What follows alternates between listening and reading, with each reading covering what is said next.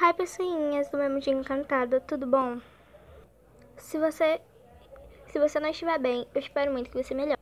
Eu estou bem, e no conteúdo do vídeo de hoje, eu vou estar trazendo conteúdo mega divertido, disponibilizando meu gravador de telescópio. Mas antes do vídeo começar, eu vou logo deixando seu like, se inscreve no canal, ativa o sininho, compartilha com os amigos e comenta o que possa marcar como amei, ficção, top e tudo mais. Bom, meus amores, muito obrigado pelos 240k inscritos, vocês são totalmente demais. Vamos bater os 247, que eu sei que você consegue, pois tá muito perto. Também muito obrigado pelas 39, 17 e 26 views aqui nesses últimos vídeos, tá bom?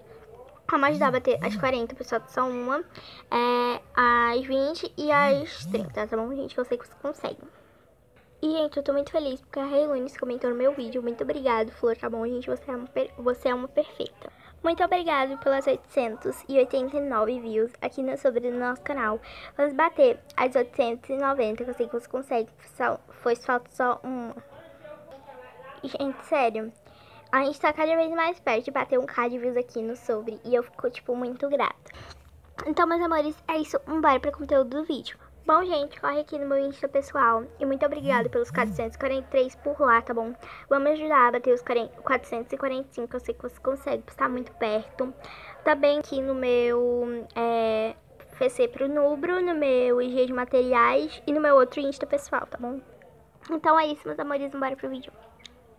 Bom, gente, se você quer entrar no grupo do canal, o link vai estar aí na descrição, tá bom, gente? E é isso. Bom, gente, e o gravador, esse aqui, tá bom, gente? Que eu tô usando. Ele tem essas coisas assim, tipo um branquinho, tá bom, gente? E o pincel dele é um coração branco do iOS, beleza?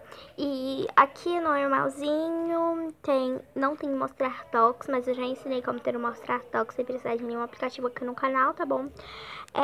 Enfim, ele é muito bonitinho, tem coisa de telescópio aqui e ele é muito bonitinho.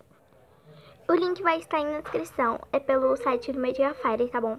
Eu espero muito e abaixem e use, tá bom, gente? É isso, beijo e fui.